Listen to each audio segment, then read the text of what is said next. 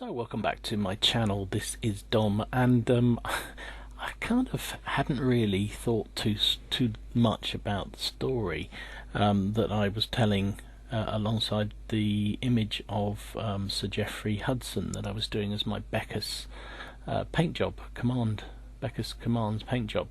And a number of people pointed out the similarities of the story of Sir Jeffrey and Tyion Lannister from Game of Thrones, and I thought, yeah, you're absolutely right. I completely missed it, and he's an amazing character, and so I thought I'd just do a quick update on sort of his history, a little bit about him as a person, because he, by any accounts, had the most extraordinary life.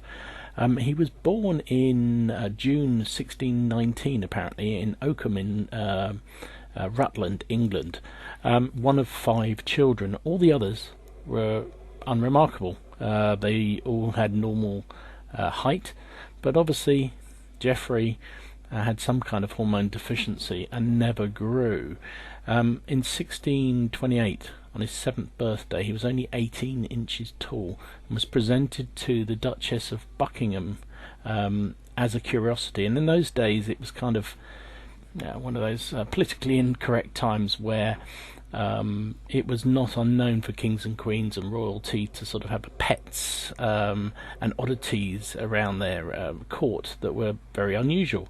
And so he, a year later, was presented to King Charles I and his consort at the time, Henrietta Maria, in London, and basically they took a shine to him, and he was presented, actually an extraordinary story, he was presented hidden in a large pie, a pie, and once the pie was placed in front of the king and queen, Geoffrey broke through the crust dressed in full knight's outfit, which had been specially made for him. The Queen was so impressed and so amused that she invited him to join her entourage, and he came to live at what was then Denmark House in London. Now it's called Somerset House.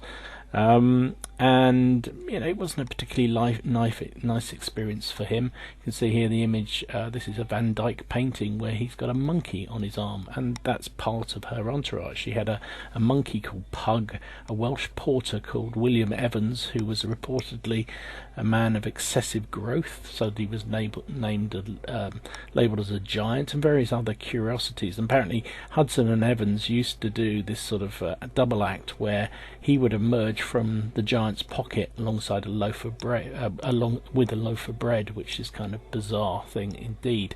But you can see here, this is a contemporary image of the giant and some of the other curiosity. You can see Sir Jeffrey down in the right corner there, very, very tiny. Amazing story. And he wrote poetry.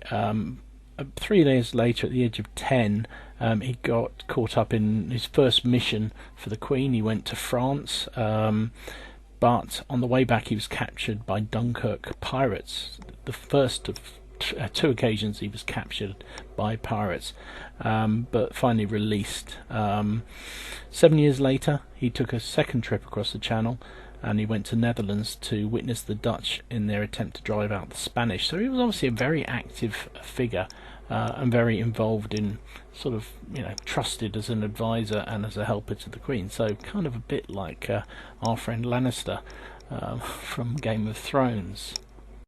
And of course in 1640 the world changed for most of England with the Civil War, the English Civil War starting up. And again Hudson was on his travels with Queen Henrietta Maria, and on behalf of her, to try and raise money for the Queen and King, for the Royal Army. They did manage to sell some of her belongings, but basically the mission failed, and she didn't manage to get any support from what was then a Protestant government, and of course the Charles was Catholic. When Hudson the Dwarf returned to England, they found themselves caught up in the whole Civil War, and actually he was appointed, as I said before, a captain of horse by the Queen. And he joined the Royalist forces at Oxford.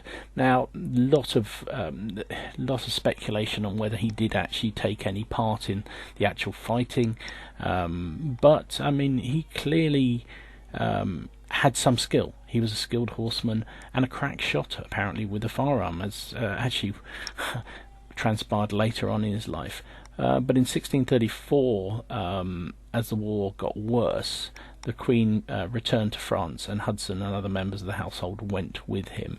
But he, by that stage, he was getting a bit older. He was frustrated by the continual sort of fact he was not treated as a man in his own rights, that he was a curiosity and what have you, and he started to look at ways to improve his own worth and fame. And in October 1644, he challenged one of William Croft's brothers to a duel, and apparently the Croft took it fairly light-heartedly, didn't take it at all seriously, much to his mistake, I guess. And after he'd fired reportedly in the air at the dwarf, or at least not close to, Hudson shot him dead.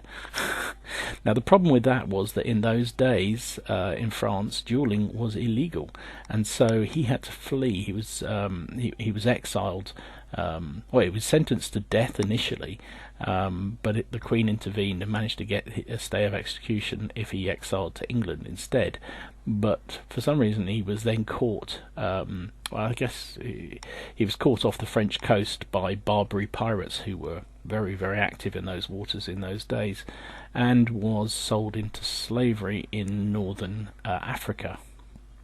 So, of course, for many, that would have been the end of it. 25 years he spent in slavery with the Barbary, in North Africa with the Barbary pirates. But amazingly, he didn't. He was rescued in 1676, only to be thrown in prison, in Gatehouse Prison. No sort of real indication of why that was. But what was extraordinary was apparently, in those 25 years he'd been a prisoner and a slave, he'd grown by 22 inches. Now, somewhat scandalous reporting in some history books say that was because of the buggery he was subjected to, but whatever. He grew 22 inches in 25 years, considering he hadn't grown enough. There's some speculation that he was thrown into prison because he was Catholic, and of course that was the era of Catholic versus Protestant upheaval in England, and that could well have had something to do with it. He spent 14 years in prison before being freed in 1679. And just a year later, Sir Jeffrey Hudson died of unknown causes, and sadly was buried in a pauper's grave. So an extraordinary man, despite the limitations of his size and the age, because it was a much less tolerant age, clearly, he exploited it in some way, took advantage of it, and had an extraordinary life. And I have to say, I had no idea when I picked that figure quite what a life he had. Born in 1619, and as I say, dying in 1680. So what's that? 61 years of a fairly adventurous life in what was extremely turbulent times. Extraordinary story, extraordinary man, and I think definitely warranted to paint him up as a commander for my English Civil War Royalist Army. In honour of our friend Paul Beccas, I hope the operation went well for you, mate. Really, really thinking of you.